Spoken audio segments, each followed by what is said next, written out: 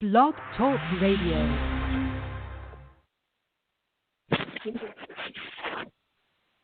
Who just started moving papers and shoving papers?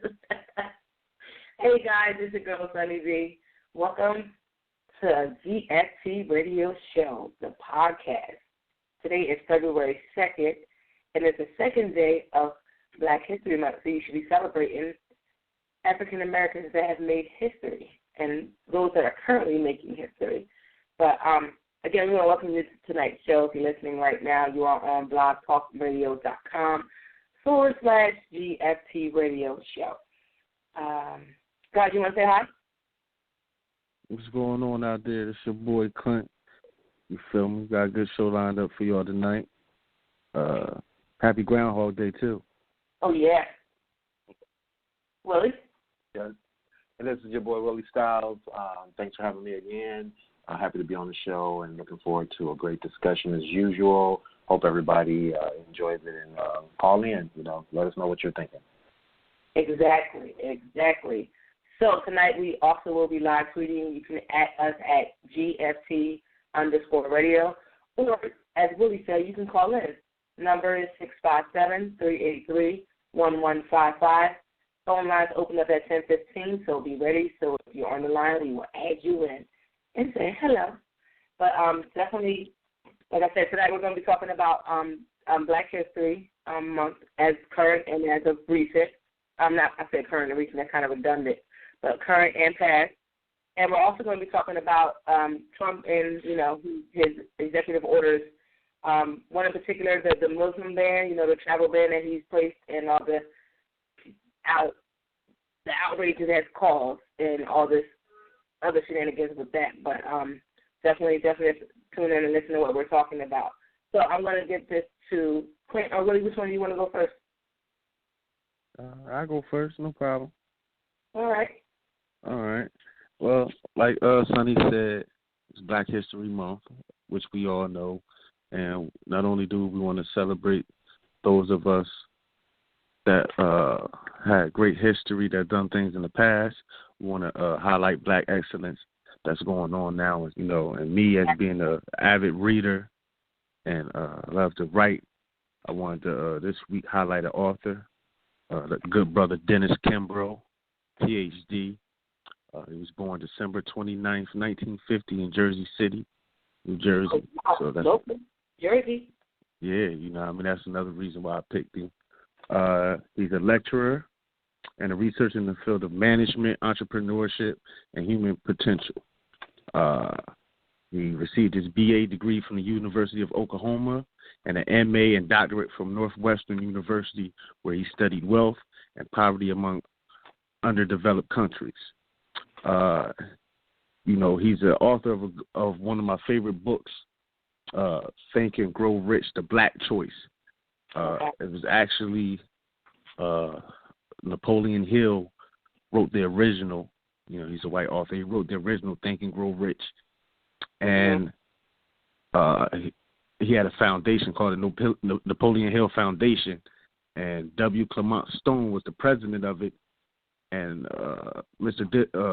Dennis Kimbrough met him, and they came up with the idea of doing it, writing the Think and Grow Rich for the Black community. And come to find out that Napoleon Hill had already started it before he had passed. He had like 100 pages already written. So what Dennis Kimbrough did was he finished the research, which was going around interviewing a lot of people who've achieved success and wealth in the Black community, and learning how they did it and what are the characteristics that you need to have this, that, and the third. And that's how that book came about.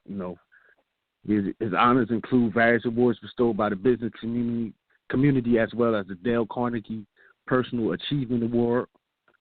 He currently teaches on the faculty at the Clark Atlanta University School of Business Administration. His highest honor occurred when the National Black MBA Association presented him with the 2005 H. Nellis Fixture Award, emblematic as one of the top professors in the nation. Oh, wow. Some of his books include Daily Motivations for African American Success and the highly acclaimed What Makes the Great Great, Strategies for Extraordinary Achievement. His fifth book, I also have that one as well. I highlighted on my blog, The Wealth Choice, Success Secrets of Black Millionaires. That was actually like the sequel to Think and Grow Rich, Black Choice. Okay. And it was another bestseller. So that's why I wanted to highlight the good brother Dennis Kimbrough, PhD. That's it. That's a good, wow. That's what I like about Black History Month. You get to learn more. I mean, you hear the usual people, but to hear people that you haven't heard about, and you get to kind of like learn something new. I think I learned something new every Black History Month about somebody I didn't know, or learn something new about somebody I did know. Yeah, I always like that. Exactly.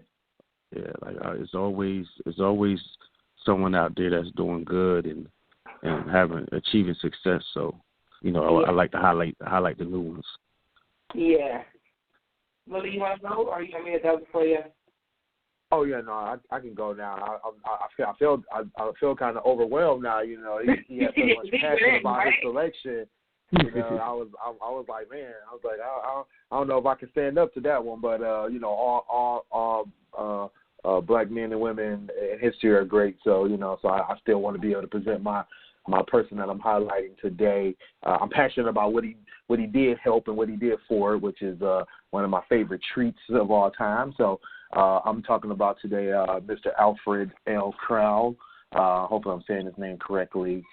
He was a African-American businessman born in September of 1866 in Cambridge, Virginia. So he's born just after the end of the American Civil War. He was a skilled carpentry. He was skilled in the carpentry trade. He was also interested in mechanics. So he was looking into doing a lot of things with mechanics and building things. And so he was a great inventor. One of the things he's most notably known for is inventing what is called, or creating a patent for what is called an ice cream mold and disher. So it's a type of ice cream scoop that had a built-in scraper. So if anybody has an ice cream scoop that you push the little button and it scrapes the ice cream out, pops it out, you can thank Mr. Alfred Crowell. So he definitely made your ice cream treats a little easier to get out. And then beyond that, he was also part of his local business association, an assistant manager in the business association. So he helped others in the Pittsburgh, Pennsylvania area advance their businesses. And unfortunately, the young man died in 1920 in a car accident before he could do much more with his expertise. But like I said, I want to highlight Mr. Crowell and his great invention. Oh, that's definitely a contribution to, something that was used, that many people use today. People, ice cream. You don't think about the small things that people have invented so that way you could do things easier and do things. So, Definitely. And you'd be surprised. I remember one month. The creativity. Yeah, I remember 1 month I did I went on Google and I Googled different various black inventors, and there was so many things that they invented that you wouldn't even think about that they invented. Like, you see who invented it, you're like, wow. And it's stuff that you use currently today that you don't even realize that somebody that was just the same skin color as you created something like that, Yeah, right. It shows how ingratiated we really are in society, and especially American society. So that we don't get credit for. Like, so it's good to highlight things like that. Yeah, definitely. Well, my person, of course, it was funny because I was looking for people. We on our blog we do a series called Faces of Our History, where we highlight different people that are affected or was a part of Black history. So we highlight those people, and I was looking for someone for that, and I came across Mae Jemison, I'm saying, I hope I'm saying her name right correctly, but that's how it looks like it's pronounced. But she is the first black astronaut, and she's a female. So, of course, I'm like, what? You know, because I actually came across the quote. I was looking for a quote, actually, and I saw her quote, and the quote I found was, never be limited by others, but by other people's limited imaginations. And I was like, I love that quote. And then it was like, oh, she's the first female black astronaut. I'm like, okay, let me look up her. And I kind of found out who she was, and she was from Decatur, Alabama. And you know, she was born and raised. She was born in Alabama. She ended up moving to Chicago, and she knew from a young age that she wanted to go to space. And you know, so like she kind of had that dream. And she said, well, really, I liked one of her interviews. She was saying how she looked at Dr. King's "I Have a Dream" speech, and she, you know, like thought that was like a challenge for her. Like, you know, instead of dreaming, actually did it. And she, you know, went and she went in to go into being an astronaut. She really wanted to be an astronaut. She took it and she did it. She once she got the chance to sign up for it, she did it. She a year. I think at one point after that, the Challenger, when that blew up in a big disaster with that, she kind of reapplied for the position. She got called back and she became the first female black astronaut. And that's like, you know, like, you know, girls don't think, like, they think that girls don't do things like that, and that's what she wanted to be. And I respect her for actually pushing through all the adversity she had to go through just to live her dream. And I wanted to highlight her for that. But she did go out on a space mission. It was an 8-day mission.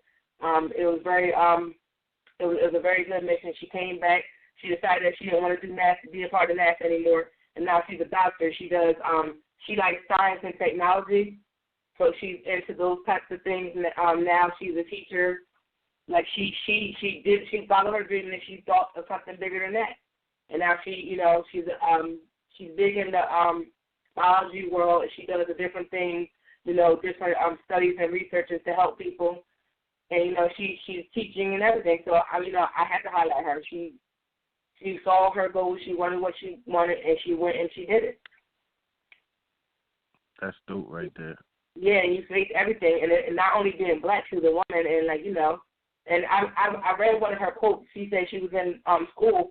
I think she was in kindergarten, and they were like asking the kid, "What do you want to be when you grow up?" And she was like, I think she said something like a scientist or something like that, and the teacher said, "Oh, no, you don't want to be a nurse?" And she was like, "No, I don't want to be a nurse." Because that's what girls, back in her day, girls wanted to be nurses, and she didn't want to be a nurse. She wanted to be more than that. So, you know, I'm sorry, go ahead.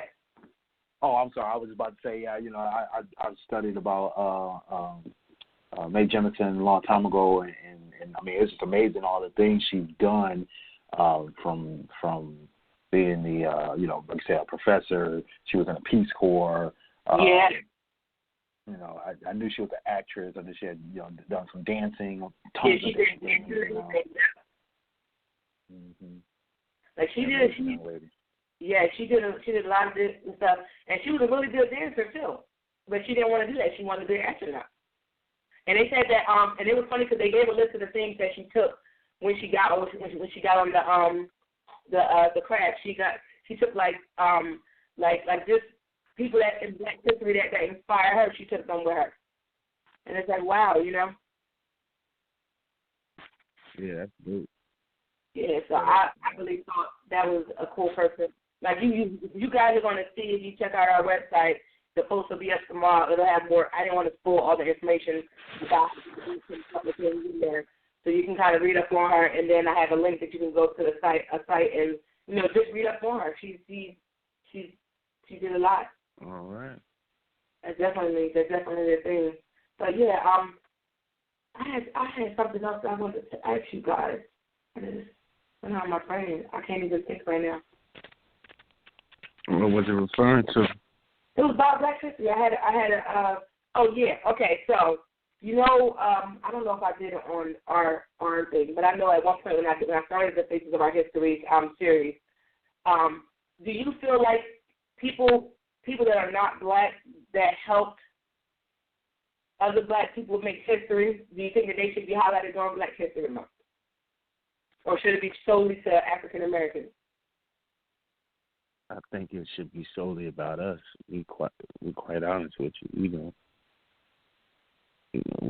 Everybody had help, but we have to focus on us, build our pride up. You know what I mean? Build our confidence up. That's basically what it is. Letting us talk about our history. Mm-hmm. You feel me? Like we always, want to include everybody else. Everybody else don't include us in their history. You feel me? Like let's stand on our own on this and support our own history. Especially in this country. Really? Yeah. I mean, I'm kind of on the fence with it. I mean, I guess it depends on the context that you're using to highlight the person. I mean, for Black history, when you're talking about someone who had an impact on Black history or created Black history, I think talking about just Black people or African Americans or people who are either African or Native descent, that would be the or have African ancestors, not Native. I'm sorry, African ancestors. I think that would be the focus of that discussion or those highlightings. But if you're just talking about the impact of others who've helped us through the struggle, through civil rights or through abolitionism or something to that effect, I mean it's fine, I think, to highlight those persons of non-Black descent, to show that we did have champions who helped us through these things, pushed for legislation or pushed for change in the system, because we do need to make sure that people recognize that it does take more than just us saying that we want something. Like the whole Black Lives Matter thing is that we're telling people, hey, you have to respect us as people, but it takes other people up there that can relate to them to say, hey, they're right. You know what I mean? Because a lot of times the people who are disrespecting you won't respect you until they get it from their peers. You know what I mean? So for them to see that their peers are there for us, championing for us, saying, hey, yeah, this is real. We're not just throwing the race card or whatever the case may be. You know what I mean?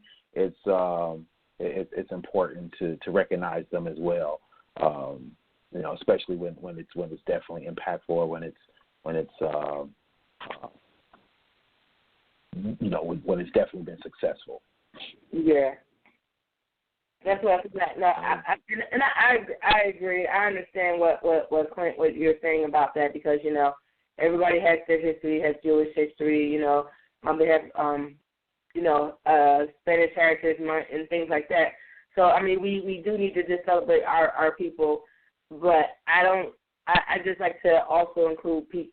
Maybe that's just me. I like to include people that did help with certain things. Like I feel like they should be highlighted because they, like you said, everybody helped somebody at some point, in some way, or some form or fashion. But I do like to highlight different things, that you kind of come across. But I know this month I'm hoping to learn way more than I've learned in the last different years. I mean, I like learning all the time. I don't feel like I should just be learning about Black history during February. Like, do you feel like people only want to learn about Black history during Black History Month, or should they or they want to learn? They should be wanting to learn more about their history all year round. I think it's a year-round thing. I think for the most people I know, they study it year-round, Mm-hmm. And some people, they don't even like Black History Month. They like, well, we should do it. You get real, defensive. Like, we should do it every year, all year round. They just a month, just that and the third. And I understand that, and I get that point. But I still think we should celebrate it and highlight it for this particular month, as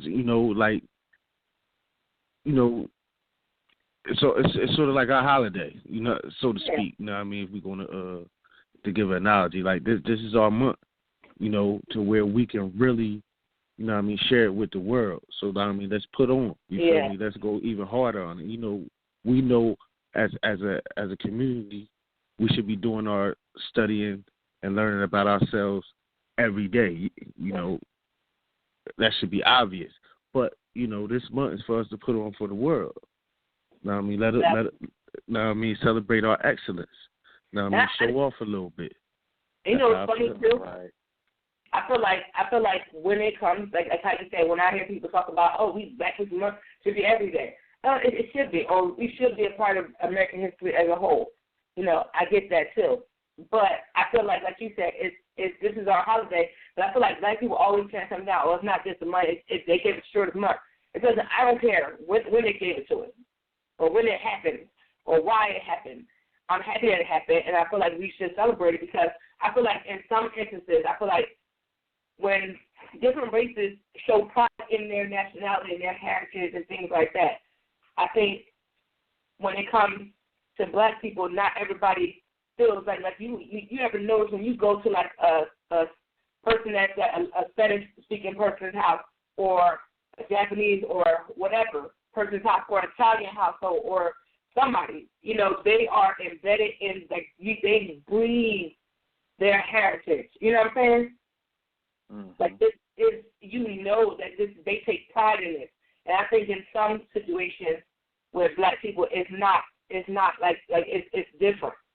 Some do take pride in their Blackness, but I just think that not everybody takes pride in, like, I take pride in my heritage. I'm not educated on all around and stuff like that, whatever, but I take pride when things happen good for Black people. I think I'm fine for when it's positive things that they're doing, and it makes me happy. Like, even within our own community, you got these different Black leaders that we have in our community that somebody always has something negative to say about them, but at least they're doing something.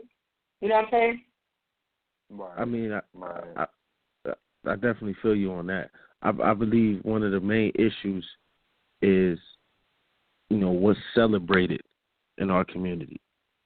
You know, too many times we look to athletes, actors, celebrities as our voice or who represents us. Mm-hmm. You know, and we gotta scale that back. Like, they don't represent us. You feel me? That's why I like tonight how we highlighted 3 different, you know, we highlighted Black excellence, and it had nothing to do with sports or, you know, entertainment or anything like that. Yeah. You know, it was, you know, stuff that affects the world on a daily basis. You know what I mean? So, you know, that's the stuff that we need to highlight more.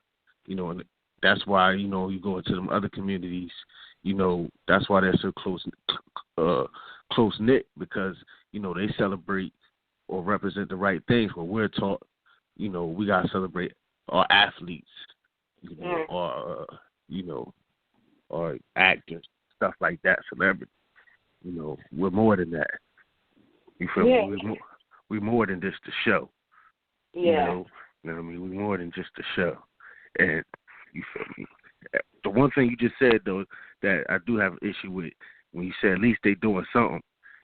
Well, not positive. Positive, I mean, not like, let me check out before you go to the jugular.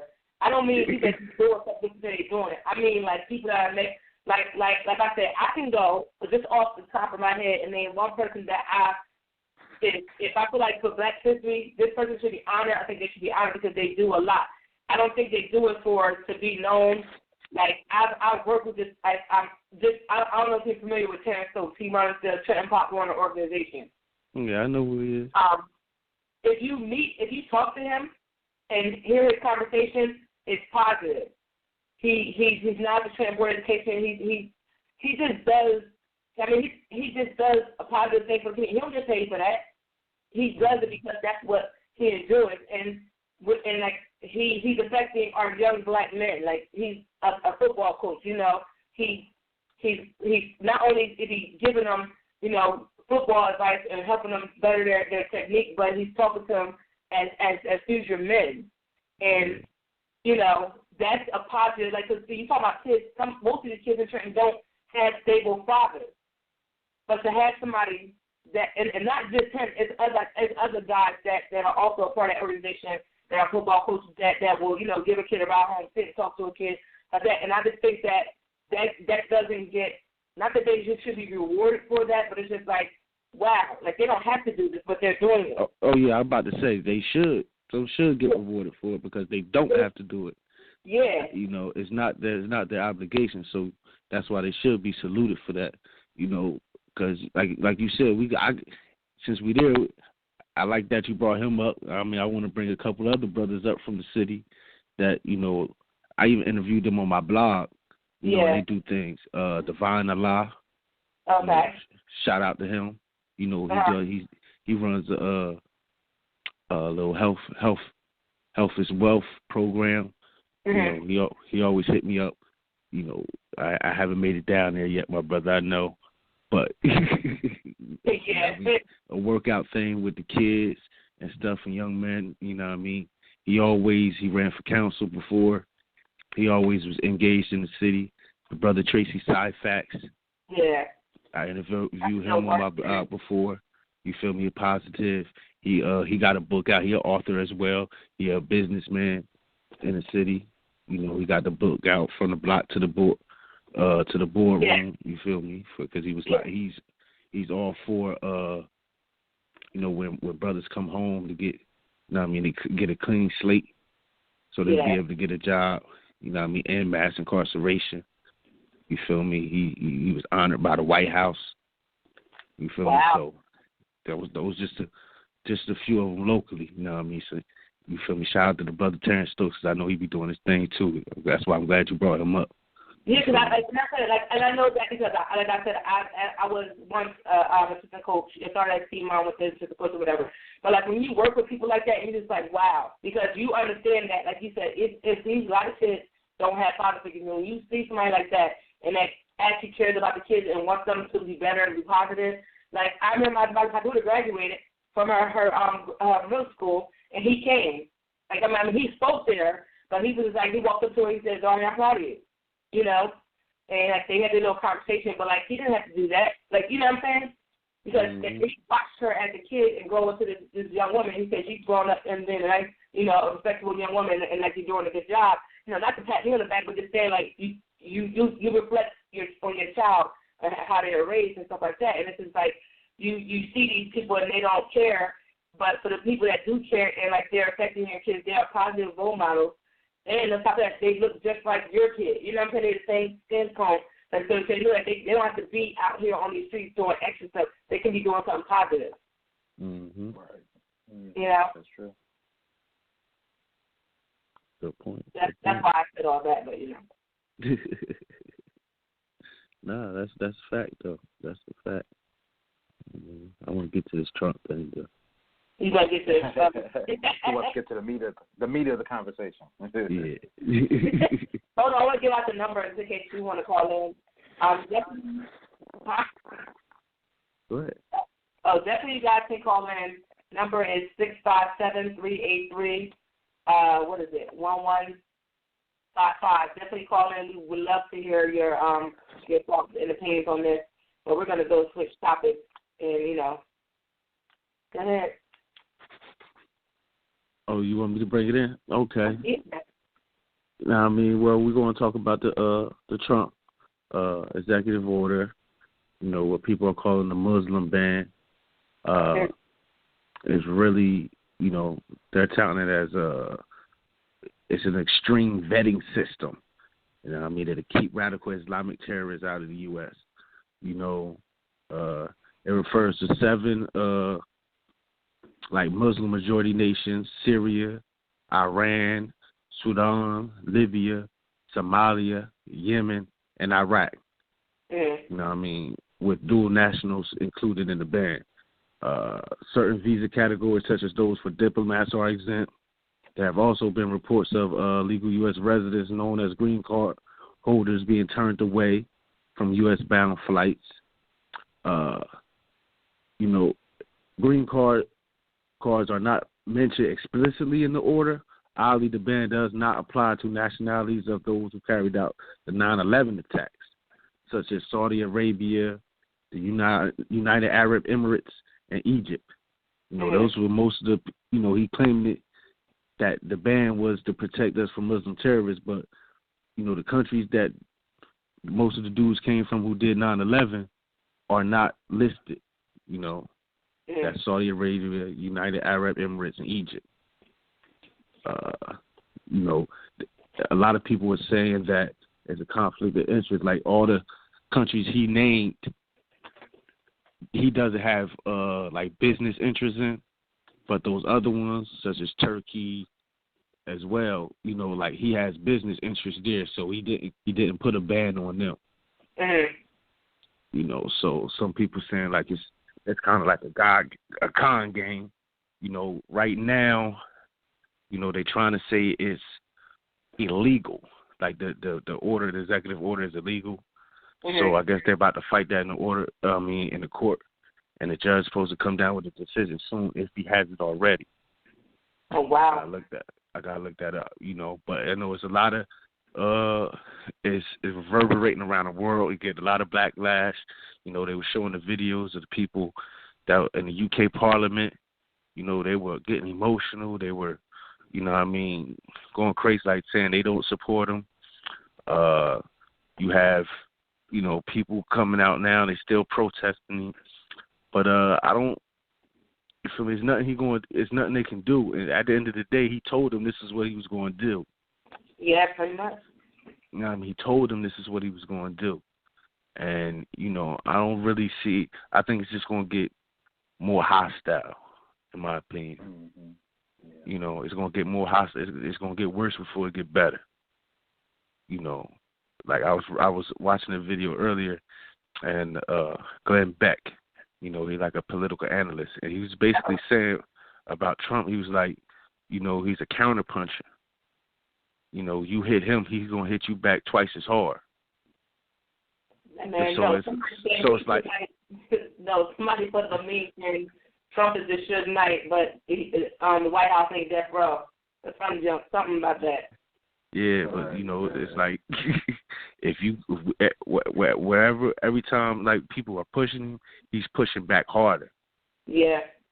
So it's like, it's not, I don't, you know, he's not going to let up. The more you fight him, the more he's going to want to fight back. You know, and this, you know, I mean, what's your thoughts on the ban? Well, I mean, go ahead, Sonny. I just feel like it's going to cause, like, well, it's not going to cause a lot of problems. Like I mean, you got these, like, first of all, the airport have been crazy. People that already, and I feel bad because I was watching the news and they're saying how people had already booked flights to come see family and they can't get past, even though they went through the process to get the green card to come over here, they still can't. Like, everything is legit, but they still can't come here.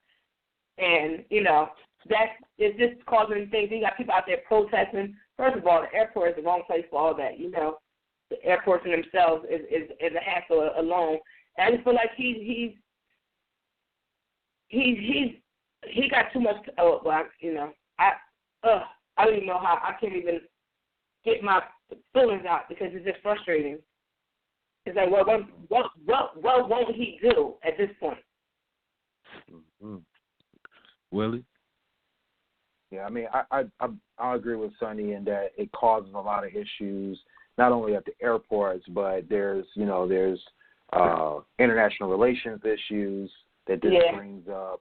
You know, we were just talking about this the other day, some of my friends, and I was just recently talking to some other people about how it impacts the United States relationships with other countries, not only with the countries that they're banning travel from, but also countries that we're allies with, you know. So, you know, there's articles out there talking about, you know, international laws that are being broken by this ban between the refugee convention, the United Nations Refugee Convention. There's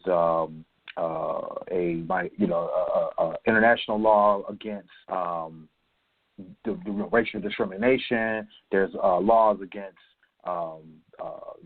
not upholding, you know, our own laws in terms of, you know, giving people due process. There's so many laws, not only here in the United States, but also abroad, that this breaks or that this is perceived to break. So a lot of the countries that we are allies with, they can't condone this kind of action. We're talking about Canada, the UK, I believe France has also made some statements. So there's other countries that have to deal with the fact that we're blocking these people from coming over from Syrian refugees to just our own dual residents. We have people. I was reading about a couple. Actually, I guess their whole family, but this one couple who got blocked from coming from Yemen. They made it here to the States and got turned around and sent right back. And so they're deporting people. And it's not funny, but the sad part about it was that the couple from Yemen even made comment that they voted for Trump. Not realizing that this was going to impact them because they had been, U.S. residents for 20 years. They went to go visit family in Yemen, and they're like, they're not even Muslim, But it's like, hey, you put a guy in power. You asked for a guy to be in power who told you up front that he was going to be anti-Muslim. Just because you're not Muslim doesn't mean he's going to be anti-you. You know what I mean? And I think, and I can't remember who it might have been you, Sonny, that posted on Facebook. Someone mentioned about the fact that a lot of these people don't realize that there's a problem until it affects them. You know what I mean? That the things that he's saying, the things that he's doing, they feel like it has no effect until it does affect them. Until it happens. Exactly. Once they feel the ramifications of it, then that's the only way to realize it. Yeah, exactly. That's what I think. It becomes real once it affects you. It's like, oh, wait a minute, this is real. No, he wasn't lying. He's like, what are you talking about?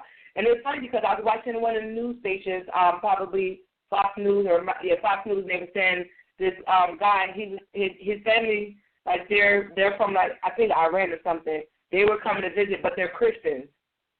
They finally, after they hadn't seen them in like 20-something years, they were finally coming to see them. They made their plans.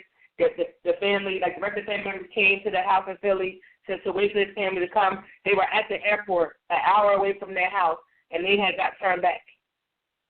And the guy kept saying, but we're not even Muslim. Another aspect of it, I know locally. Well, first let me state Trenton is what you call a sanctuary city. Mm-hmm. So it's where people they won't get deported. Basically we'll protect those and give them the rights and make the local programs available to them as if they were legal. You feel me? So they won't get deported. So, because a lot of people are afraid that, all right, well, are they going to kick me out or are they going to send me back? Yeah. What's going to happen? They don't know where to go. So, I want to tell them if they're listening, or if you know anybody and they're nervous, you feel me? Tell them to look up what's the sanctuary cities that are local to them. Like I said, here in Jersey, Trenton is one of them. Mm-hmm. You I'm forget. Huh? I'm passing on because I know someone that I'm close to at work. They filed the paperwork to get their green card, and they just got denied. They got to go through the process again. And that was their question on what's going to happen. Is he going to ship me back over? But they have been living here for years. They work here. They've been working here for years, paying their taxes and everything. And it's a possibility that, they went through it. It's been going through the process. They got all the paperwork done. Everything was fine. It was a miscommunication between the immigration office and them. Mm-hmm. But the address, one number being off, and that's how things went left. Wow. Yeah. Wow. That's crazy. That's a scary situation, Yeah, and I was watching the one thing with a guy, he was asking, I forget who was up there. I forget what politician was up there. I want to say Paul Ryan, but nah, I forget. anyway, the guy was asking the question. He was like, he wasn't born here, but he moved here. His family brought him here when he was, like one, due to like a certain conflict in their country. So somehow the parents were able to get, a certain visa or whatever, and his just ran out. So according to them, like, he would have to be sent back, but the parents get to stay. He would get kicked out, according to this, and he's like, they're going to send me back to a country that I've never been to. Wow. And he was asking, it was actually a lady. He was asking her, like, how is that fair? I'm just as American as you. Been here my whole life. Pay taxes, but now you're going to kick me out and send me back to a country that I've never been to. Like, I was like, damn, that's deep. And his parents, the irony, like, his parents brought him here to get away from that, to save him. And they get to stay. And that's my other problem with it, is that a lot of the people that they're trying to push out, or they're trying to stop from coming over here. I mean, look at Syria. I mean, those people are trying to, they're trying to escape the tyranny and the unjustness that they, are facing over there, to come over here and face the same thing. I mean, and for our country to call itself a place for immigrants to flee and a place for sanctuary, it's just crazy. You know what I mean? It's asinine, really, to think that you're going to people from immigrating here or from coming here, not only just being immigrated, to even just be here for sanctuary, when your own people, did the same thing years ago. I mean, Trump's people definitely ain't from here, or like the natives say, hey, if you're not Native American, you're all immigrants, you know what I mean? So, let's start there, you know what I'm saying? So I think that a lot of it is just crazy that, they're pushing this so far. And like you said earlier, I mean, a lot of the countries that are being named are specifically Muslim majority countries. But then, of course, when it affects him, Trump makes sure that it doesn't affect him, in terms of not naming Turkey, not naming Egypt, not naming the Saudi Arabia or the UAE in his ban, when he knows he had business interests there. I mean, the company that I work for is pushing right now to have this Muslim ban. They're lobbying now to have this Muslim ban lifted because it affects them. They know it's not in their best interest to have some kind of ban like this, because it affects our dollars. It affects our bottom line. It affects our people that we need to continue to do business for us in those countries, or to do business from those countries. So it's for business sake, it's not a good look. You know what I mean? So Trump has to keep in mind that he's stepping on the toes of those same people who are paying for his presidency and paying for his for his companies and his charities and all this other stuff that he likes to tout. He's stepping on a lot of toes here, and I think, like what Russell Simmons had just recently published, his article about Trump being a patsy. You know what I mean? He's falling right in line with what they want him to do, and he's just lining himself up for impeachment. Really, I mean, a lot of the pundits and some of the congressmen are starting to say the same thing, is that he's lining himself up for impeachment. Because it's only a matter of time before they find out this order is illegal. Before they find it illegal, not find out, but they're going to find it illegal.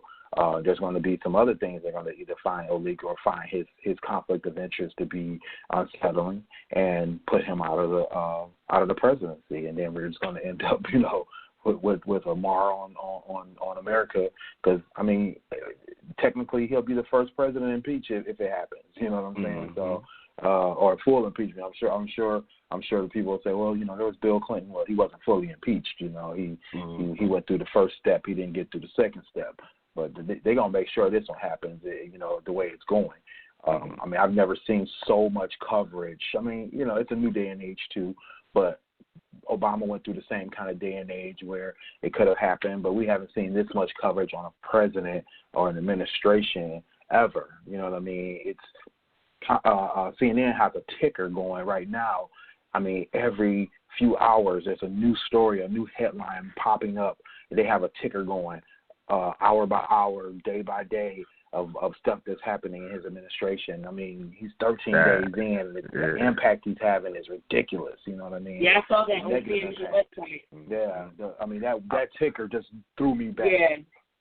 I also want to point out, because I know somebody listening out there who's a Trump fan, and they're going to say, you know, because I was having this discussion with somebody on Facebook last night as well. They're going to say, well, Obama did the same type of order before, you know, but his was slightly different. First of all, you know, his was a 6 month, you know, it was like a 6 month ban. It was really like a pause for, you know, what they're trying to call this. And it was for a reason. You know, they found like 2 Iraqi dudes. They was plotting something in Kentucky or something like that. And they found out. So, you know, he had a legitimate reason to pause, you know, the ban because, you know, it was an imminent threat at that particular time. It was an imminent threat. You know, that's the biggest difference. Right. But, you know, and then he didn't ban, you know, he didn't, you know, indoctrinate. I can't find the right word, but he didn't make all Muslims look bad, so to speak. Right. You feel me? He didn't put it on all Muslims. And that's what Donald Trump was trying to do. Yeah, and not only making all Muslims look bad, he didn't prevent people who already had citizenship here from coming over. He didn't prevent that from happening. And yeah, some of the supporters, the Republican supporters, are saying that that's the case for this executive order, but that's not been the way things have gone. I mean, we've seen so many reports of people being deported who live here, who have businesses here, who you know who've been here for years, for decades, and they're being either turned away or being deported because of this current ban. That's why Virginia is suing Trump now, you know, because they're not, the administration is not doing what they're supposed to do in terms of making this a clear travel, you know, blockage for specific nations. They're not doing this. They're doing this as a whole, saying, hey, everybody that's in these nations can't come. You know, they're specifically profiling these people. You know, we see it as racial profiling. They're saying it's something different, but we know the truth. You know what I mean? It's like the denial to me is crazy that they're putting it at that level. You know, it goes back to this whole wall thing. You know, they're saying the same things about the wall thing. They're like, oh, well, Obama, you know, he did the same thing. I mean, I saw this post earlier. It was like a video, and a couple of people on my timeline that are Trump supporters are like, oh, you know, the leftists or the Democrats should do their research on their own people. You know, and I'm watching the video, and Obama pretty much said, you know, we need to have more, you know, security. And I remember the press conference where he said we had to have more security at the borders. We had to reform our immigration policy and prevent, you know, people from coming over from Mexico. And he made a comment about making sure that no bad people come over. He was saying that if we have any criminals coming over from Mexico, they would be turned away. He never said all Mexicans are criminals like Trump did. He never said that, and I love that one when people say, oh, Trump never said Mexicans are criminals. Like, yeah, he did. He basically said, he outright said, he said all Mexicans were criminals. So, you know, and the biggest thing was that the biggest difference, again, you know, if we go back to Obama, if we go back to Clinton, because they pulled Clinton into it too.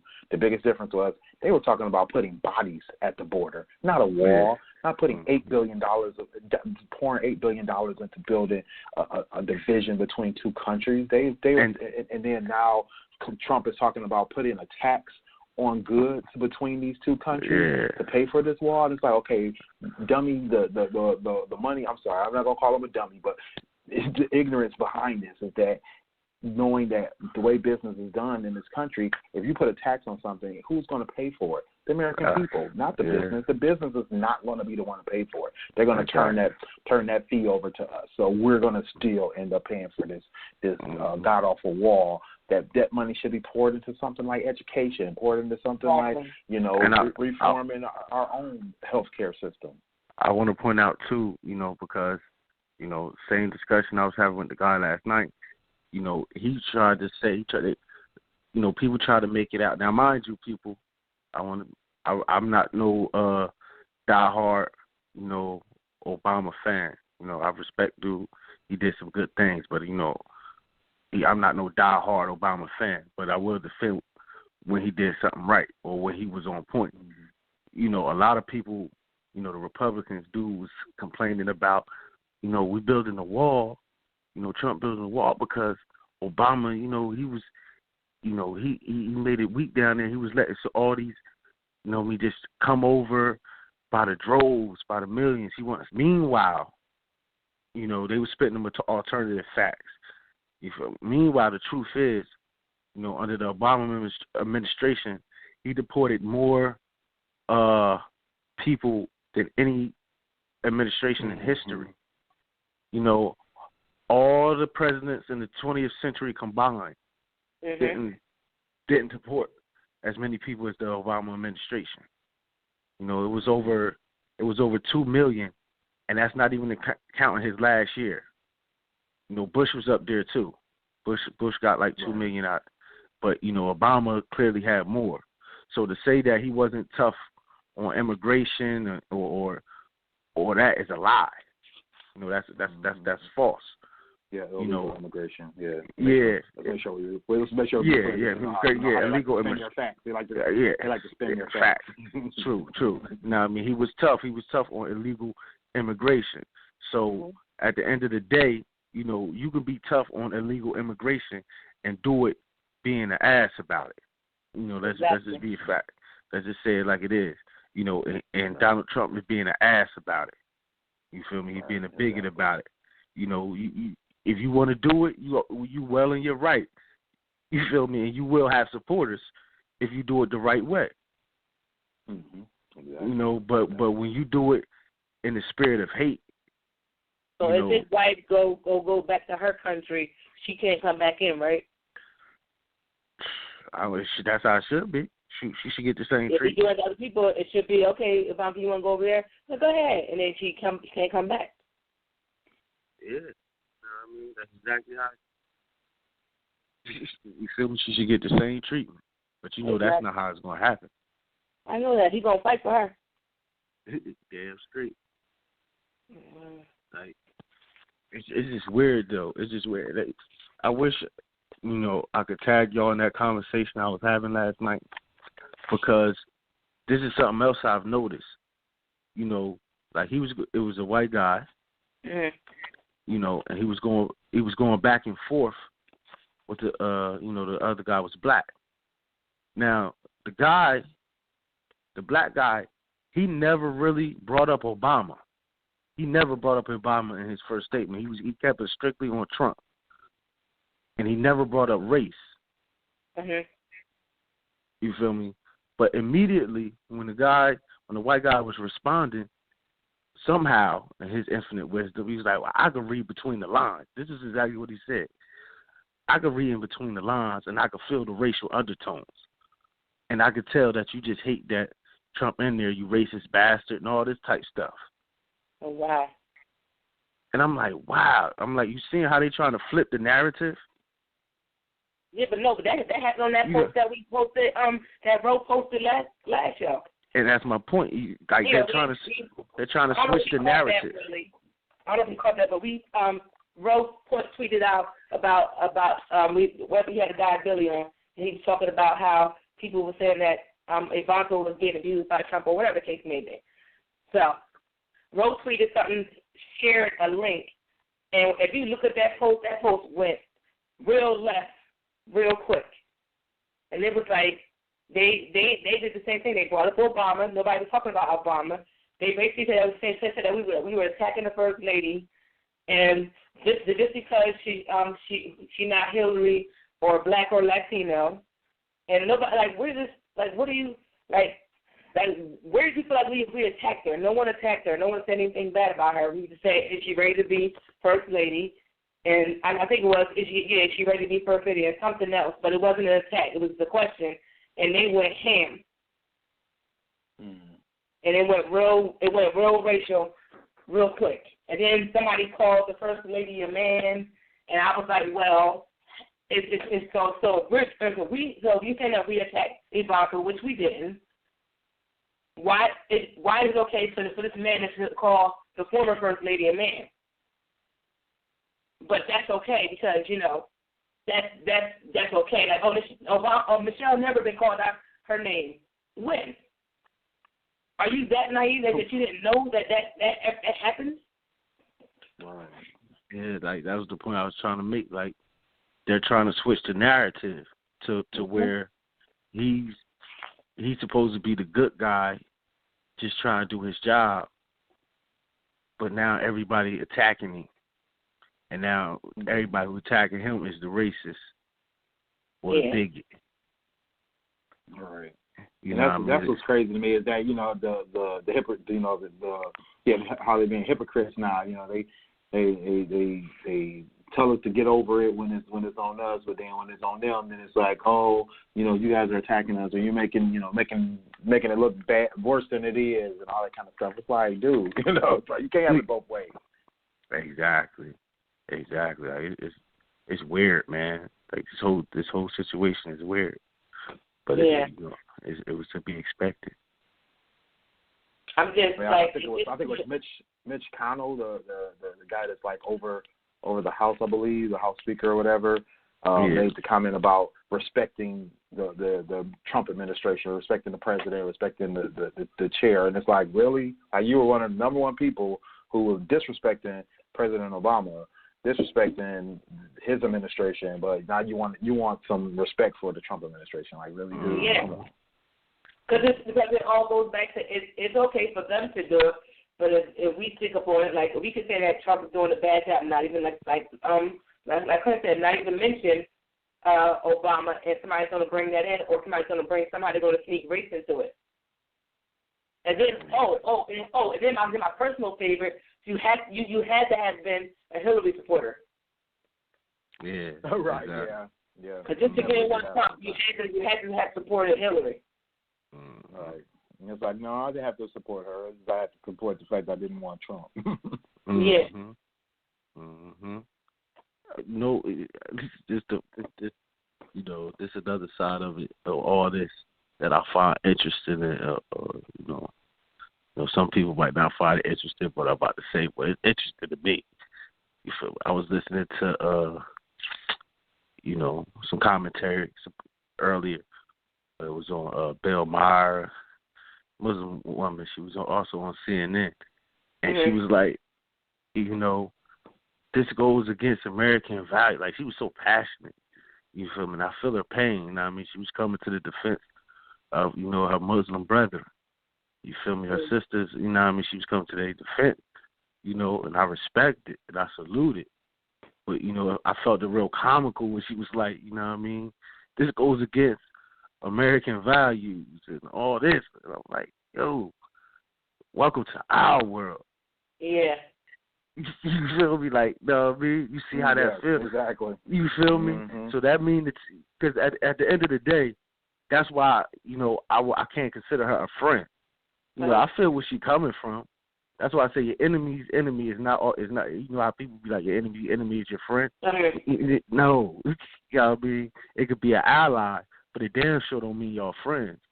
Because she's telling me, while defending herself, she's telling me that she's never really took our complaint serious. Yeah. You feel me? Because we've been screaming this for years. That would be for hundreds of years. This is what we've been saying. But no, when we say we're crying, but like y'all said earlier, until they start feeling the ramifications of it, they don't care. Yeah. And that's why I mentioned earlier, it's like, I'm tired of, me personally, like I'm tired of, I'm not in for inclusion right now. Uh-huh. I'm not in for fighting everybody fight injustice. Right. Yeah. Right. I'm not with that because they not fighting for us. Why we always got to go stand with somebody? Who the hell gonna come stand with us? Yeah, that's true. I mean, it goes down to not only do they not understand, sometimes they don't even believe. Exactly. Because it comes from people say racism is alive. No, it's not. That was back in the day. No, it's very current. Very current. And it's sad because you just like at that point I just feel like this, you're being naive. You're the same type of you're the same person that will say to me, and this is and I had a conversation at work with somebody about this. We brought back the Trayvon Martin and the George Zimmerman thing, and I said, like, that situation, if you think that was a justified shooting, then that lets me know a lot about you. Because in that situation, how can you justify Zimmerman's actions? You can't. Listen to the 911 tapes. Listen to his conversation. Listen to what's being said. You're talking, and I say, take color out of it. If you're a person walking down the street, minding your business, coming from a store with a hood on, whatever, just walking, and somebody starts following you, how would you react when you notice that? And imagine as an adult, and imagine as your teenage self walking down the street, minding your business, and someone is following you. What is your reaction? So, for him to use that defense, and you think that that's okay, that tells me a lot about you. You'll never understand anything. Mm-hmm. And that's where I'm coming with it, because when I ask that question, if I ask you how do you feel about that situation, and you give me that, and you say that to me, it's like, okay, yeah, I can't mess with you because you know you're gonna understand. So somebody said something to me before, but actually the brother Tracy Syfax, you feel me, when I interviewed him, through the little email and a little Q&A, and he told me everything politics. He said, I don't have permanent friends, I have permanent interests, and that's where I'm at with it now. Cause I understood what he meant exactly when he said it. You feel me? Yeah. But I didn't necessarily. I couldn't necessarily say I agreed with him when he said it. Mm-hmm. But I agree with him now because that's what it's come down to. Black people got to start doing stuff in our best interest instead of trying to be, kumbaya with everybody. It's trying to be kumbaya with everybody. It's not getting us anywhere. Mm-hmm. It hasn't. We still in the same predicament we was 60 years ago. You feel me? Like, whether people want to admit it or not, still the same predicament. Only thing to change is the population. Mm-hmm. So it's more of us. So you may have a few more successful people. So it look good, it look better, but it's still the same. Mm-hmm. It's still only, it's still only 1% of us that's elite, that make it out. It ain't much. All of us don't make it out. Mm-hmm. So we got to start worrying about our permanent interests instead of everybody else. That's why, last week when we talked about the Women's March, you feel me? Like, man, please. Like, man, please. You know what I mean? Like, I don't want to hear that right now. That does, they not for us. They not for, the black community. As far as I see it. Mm-hmm. Somebody may see it different. I'm just talking about from my perspective. You know what I mean? Like, they not for the black woman. That wasn't, black women, that wasn't for y'all. I'm just trying to tell y'all, that wasn't for y'all. That was for white women. You feel me? That was for white women. That was a white women march. And that clip you sent me with them on, what was that, CNN, right? That was CNN? Yeah. Clint, did you post that? Yeah, I posted that. Oh, yeah, you got to check out Clint's, not Facebook, I was about to call you the Facebook, his blog. He posted this clip with the guy, the CNN reporter, young guy. I can't think his name. I'm pretty sure you know. Yeah. And they had women on there, and they were taking over, talking about the Women's March. And I love when the black lady said, black women didn't vote for Donald Trump. That was white women. I was like, it was the truth of how she said it. And it's true. Like that he said what that's why we said that during the election. Because the white lady for Trump, that white lady for Trump was trying to say 42%. She was trying to say all these, like 42 or something percent of women voted for Trump. You know, that's what she was trying to. And a black lady corrected her. She's like, pause. she was like, you know, that was white women who voted for Trump, not black. It's 94% voted for Hillary. Yeah, like 94, 96% voted for Hillary. You know what I mean? Wow. Which was fool's gold. Which is what I have an issue. Which is my main issue. Mm-hmm. You know what I mean? With black women, like, why did y'all put so much faith in her? Who, Hillary? Yeah, like, I'm not saying you. I'm just saying, why did black women put so much faith in her? Like, I didn't get that. I think it was more from y'all neither. I think from the conversations that I overheard and the conversations that I was around and I heard, I think it was more because she was a woman. Yeah. That's why. Yeah. Like, and I'm just being honest. Like going to work, being on the elevator, people like, yeah, can I bump in there? Well, you know, we don't want Trump. We want a woman. It's about time a woman being there. It's like y'all could have. If any female could have ran, they probably would have voted for her. That's like the black folks that voted for Obama just because he was black. Right. True. Right. Most of the women I talked to, they supported Hillary only because they didn't support Trump, right? You know, I mean, they were for the most part, with the exception, I think of one woman that I talked to. Pretty much all the rest of them, I talked to probably about 20, 30, 40 women over some period of time after the primaries had ended. They were pretty much Hillary supporters because they didn't want to support Trump. You know, most of them, I would say, the vast majority of them were not happy with the fact that was their only other choice.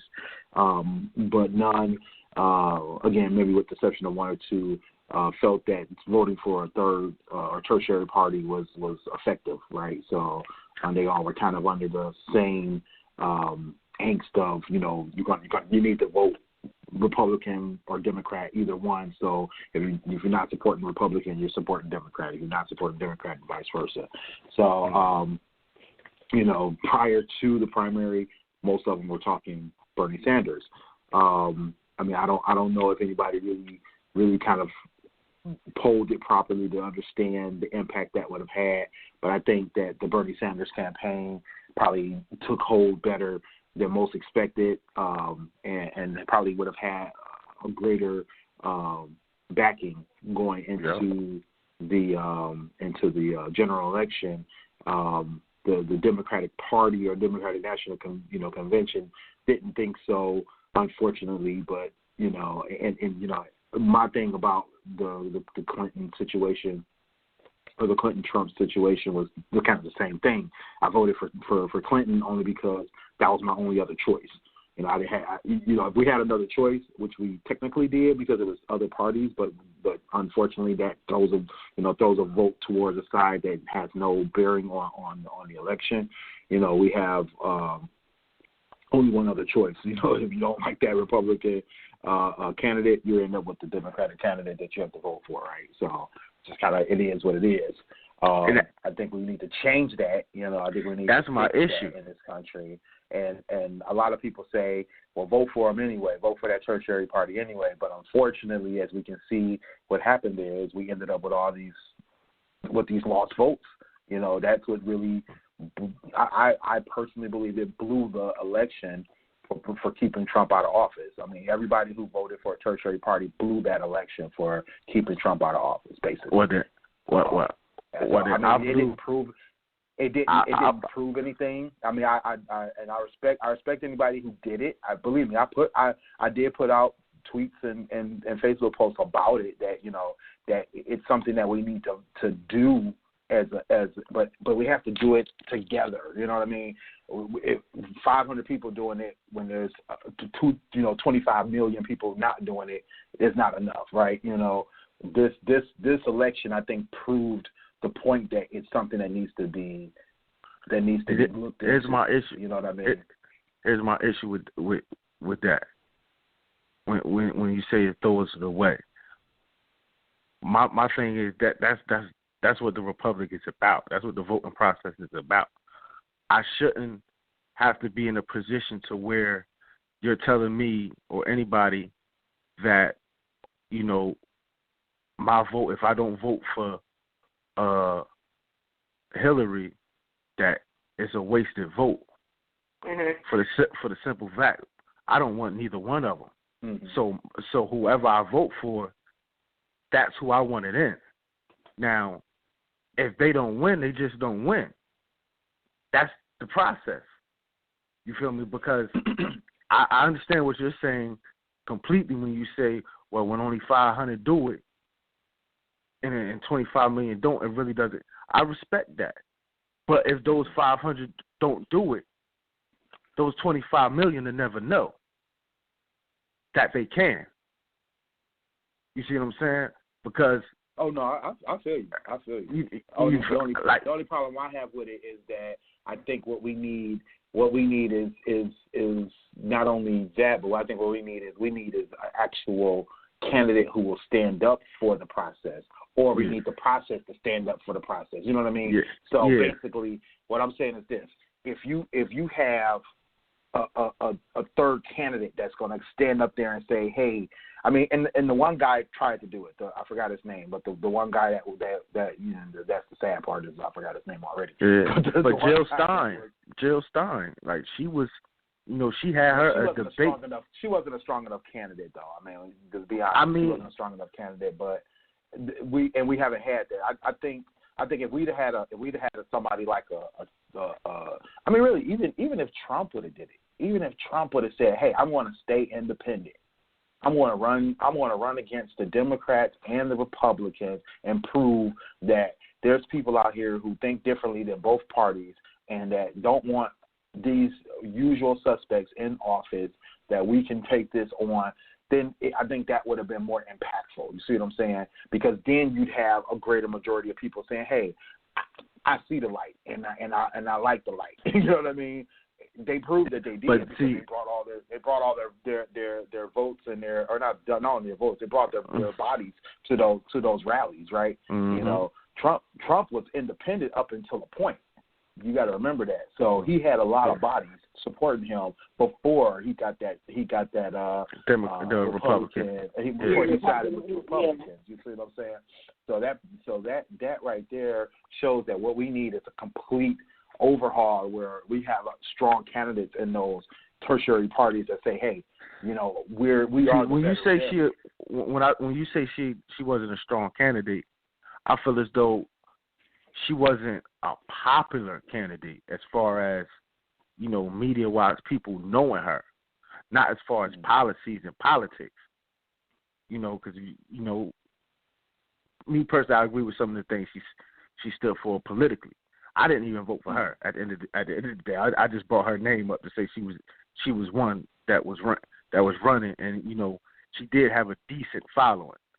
I actually I wrote in Bernie just cause like I don't.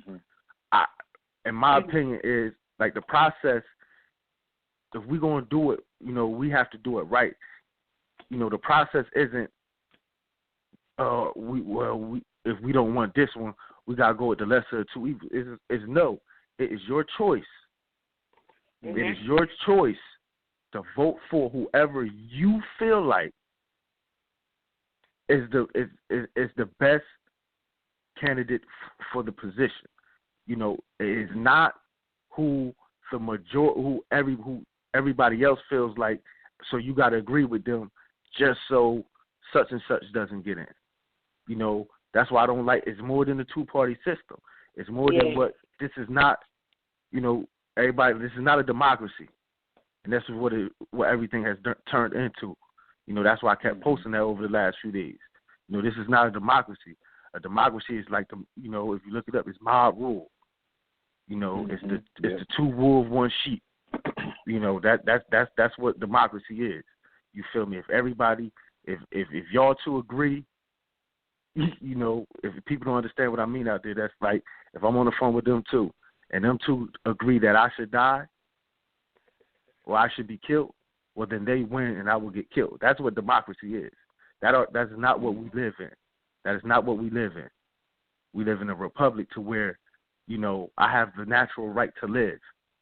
So even though them two may believe I should die, they can't just kill me because they want to. Mm-hmm. Right. That's the society we live in. That's what we're supposed to live in. But somehow we done degenerated into a democracy to where now it's like, you know, well, whoever got the most people, that's who should be right. And it's like, no.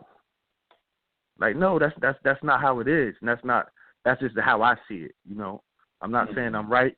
I'm just saying that's just how I view it at this point in my life. Like, I don't, you feel me? Don't tell me. The electoral system already shows us that the majority wins ideology doesn't even follow here. So you know that's the sad part. You know what I mean? Mm-hmm. The basic breakdown of it is like, you know, we still gonna basically pick who we want to pick. You know, we're gonna pick who we think should be in the office. You know, whatever the case may be. But you know, it's the whole system is broken. You know, from top to bottom, front to back.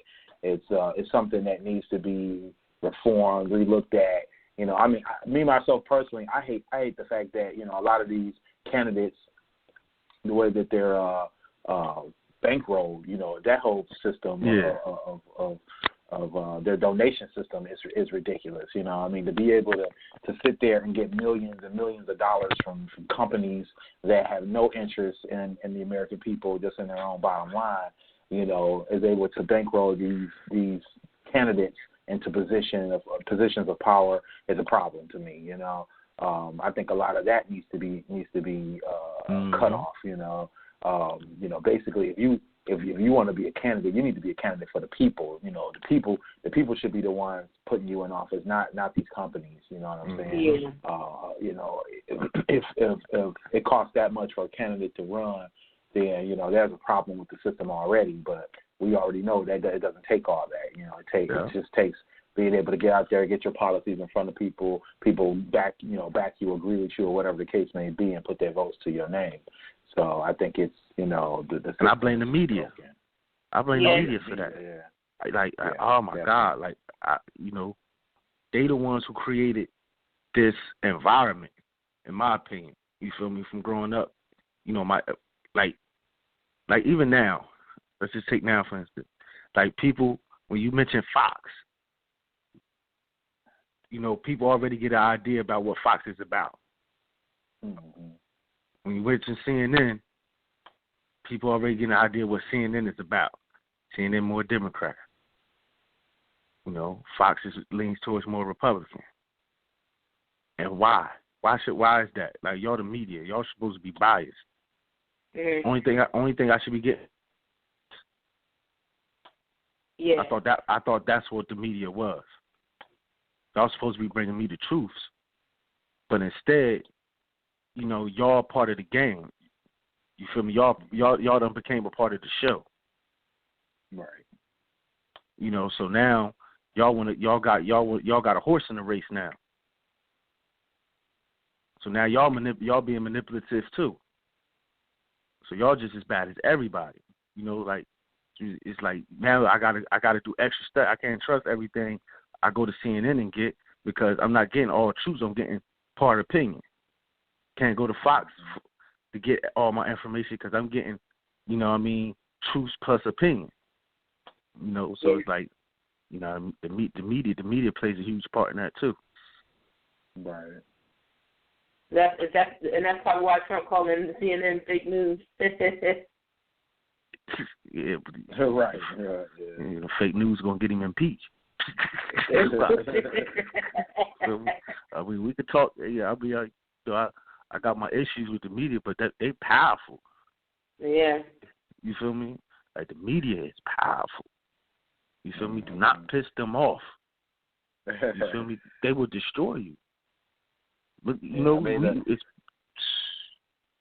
I mean, that's the crazy thing is Trump is trying to get his hands around it, he's bogarting them a little bit, but it's still, he's trying to get his hands around it because he realizes that power, and, it's something that he's fighting. He's been fighting for months, since just before, or just after the primaries ended, so it's definitely a force to be reckoned with. Mm-hmm. That's why I don't think he's going to give up his Twitter. Because that's his way to fight back. That's his game banging tool. If he did serious off Twitter. Yeah, like that's that's the one thing that social media did give the people that did take a little bit of something away from the media. It gave everybody their own platform. Mm-hmm. Right. So true. So before you had to go to the media. To fight the media. You know what I mean? Like, you had to go to them. You know what I mean? You had to organize a press conference. You feel me? Or they can go live. Their cell phone. Yep. They can do their thumbs in their cell phone. Yep. Go Facebook Live real quick. Right. So, mm-hmm. So that's why I say I don't see him giving up the social media thing, because I think it's going to have the tool to come back. You said, what your phone cutting out? Is that what you said? I said I don't see him giving up social media, because he's going to continue to use that as a tool to combat, He's probably going to get, if he get impeached, he's going to come back and say, I was the best president ever. Best one ever did. It's going to be great. You know he will. I mean, he will. I mean, that's going to be his outlet forever. He's definitely never going to let that go. So nobody did the presidency better than me. Like, you guys know. Right. Yeah. Well, God, we went well past the after show. Yeah. We skipped past that. He was like, fucking after show. We don't need to do one. That's how it happened. It definitely was. It definitely was. Willie, like I said, we always appreciate you on. Always. Yes, sir. No problem. I appreciate being on the show. Definitely enjoyed the conversation as usual. Yeah, I mean, it was a lot of informative. I definitely want the people to check out our Facebook page, like it, get on there. You got to listen to all the debates that we be having, like, off some random stuff. I don't understand what happens sometimes, but it happens, and you just listen. Definitely, like that's one thing we do say on our page. We don't like to. As much as we don't like some of the comments that people do leave, or we might not like them, or whatever, we might disagree with them. I'm not going to say like, we might disagree with them or have strong opinions toward them. We appreciate all the comments we get. And all the shares and stuff that we do get on there. It's very interesting to see people's take on certain things that are posted there. So, definitely check that out. Check out our website, gspradioshow.com. Especially this, check it out. We're going to be posting stuff throughout this month. Also, stay tuned to all our podcasts, we'll be doing Thursday at 10. Guys, you want to give out your info? Oh, yeah. This is Willie Styles. Check me out all over the web at Willie Styles. That's STYLEZ. WillieStyles.info has all my links, so check me out, and I'm out here. All right, y'all can hit me up on my blog site at kingstruth.com. You can find me on Twitter at eTrentonGroomy. I'm live on Instagram at Clint Black, BLAQ. Also, you can find me. I do have a YouTube page called The King's Truth as well, so I'm about to start posting more videos there, so y'all can find me on there. All right, and of course, I am Sunny_D, Instagram, Snap, Chat, and Twitter. Definitely check out my blog, unreservedlyme.wordpress.com. Yeah, I like to go live on Instagram, so if y'all follow me on Instagram and my random lives about nothing that's just stupid, definitely she check my having like, video. please somebody go follow her on Instagram because she only got like, when she go live, she be having like 2 people. You feel me? She got face. She just be no, but that one day I was live for like an hour and people kept jumping on this and talking to me. Don't be hating. I be having people talking to me. He be hating because I got more people that watch me live than I did to do him. And my Facebook live be popping, even though, but I don't do nothing. I just listen to music and be rapping along to them and talk about nothing, a bunch of bullshit, or saying what's on my mind today. But all she be doing is a quick video chat, Willie. Don't she'll be. Oh, that's right, man. What you got to do though? But you know what people looking for on IG Live though. They looking for something she ain't doing. So I'm sorry. If you're looking for twerking or shaking the butt cheeks, I have neither of those. I don't even know how to twerk. I got a lappy tappy booty as far as anybody's concerned. It don't move, it just sits. So if you're looking for that, it ain't gonna happen. At best, the only thing you'll probably get to see is the girl. They might be like, hey, but I guess they're covered, but they're just there. So you'll see those eventually. But other than that, no, I'm not being naked on no damn Instagram. You don't touch me out there like that. I told you. I told y'all on the last show we did about sex things. If I make one, it's gonna be a production. I'm telling you. Right. And say one more on Instagram. You ain't gonna have me on the gram. Nah, but yes, our SoundCloud. Find us on SoundCloud. SoundCloud.com/GFT Radio Show. Follow us on SoundCloud. That's definitely where our uploads. Our YouTube channel, GFT Radio. All of our shows, every last one of them. It's like 50 or 60 shows are on. My brain. YouTube. It left me. It went right out my brain. But yes, follow us on YouTube. That's a definite. And we also post promotionals and random questions of the day and stuff like that. And we post them to our Facebook page. But definitely check that out. Where else can they find us? We're everywhere. Yeah, that's about it. GFT Radio. So we're on Twitter, GFT_radio. We're also on IG, GFT_radio. So follow us both places. Yep, we are everywhere. Social. Yeah, we try to be real social with it. And we support the podcast. Oh, yeah, shout out, before I forget, shout out to Critical Dump. He just posted the episode where I was a guest host on it. It was a blast, y'all. If y'all know me, y'all know how I talk. I brought it there, too. And, I started a little trouble, but I made it do what it do. So, hopefully he'll have me back again, and we can get him on our podcast. I definitely want him on our podcast. But have a good night, guys. All right, y'all. Have a good night. Catch y'all in 7 days. I was about to say, you got to say it. What's wrong with you?